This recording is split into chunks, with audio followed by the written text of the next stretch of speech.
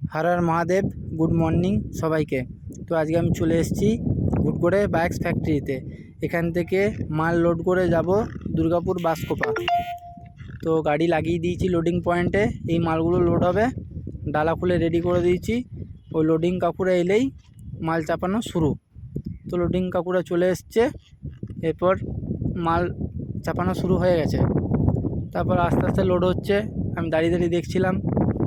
তো এই মালগুলো এতটাই ভারী যে যখন গাড়িতে পড়ে না, পুরো গোটা গাড়িটা পুরো একদম ঝাঁপিয়ে ওঠে। তো এই মালগুলো যখন গাড়িতে চাপায় তখন ডাইরেক্ট এসে বুকে লাগে। গাড়িতে লাগে ঠিকই, কিন্তু গাড়িটা তো আর কিছু বলতে পারে না, আমাদের বুকে লাগে। তাই আমি তোমাদের কাছে শেয়ার করলাম।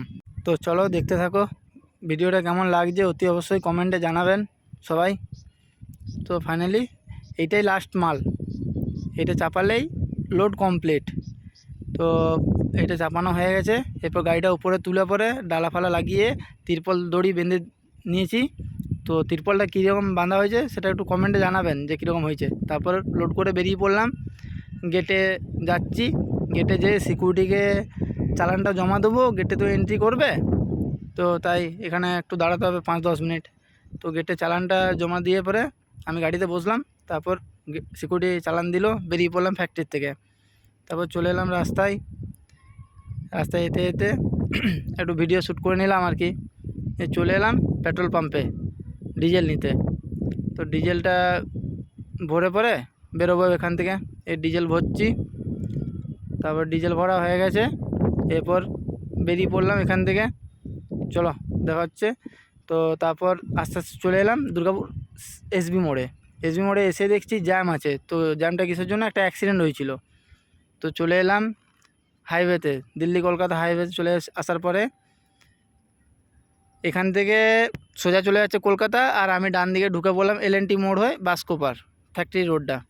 তো গাড়িটা কাটা হচ্ছে, কাটা করে এরপর চলে আসবো ফ্যাক্টরি গেটে। চলে এসেছি, সিকিউরিটিকে চালানটা জমা দিয়ে সিকিউরিটি বললো ঠিক আছে গাড়ি গেটে ঢুকাও।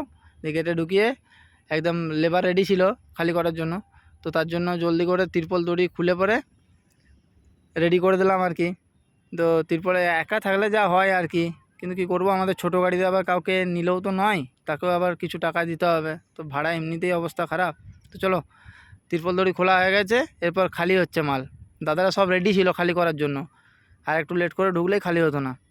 তো ফাইনালি খালি হয়ে এসছে প্রায়। চলো, খালি হয়ে গেছে, ডালা লাগিয়ে আমি এখান থেকে এরপর বেরিয়ে পড়বো। তো ঠিক আছে, দেখা হচ্ছে পরের ভিডিওতে।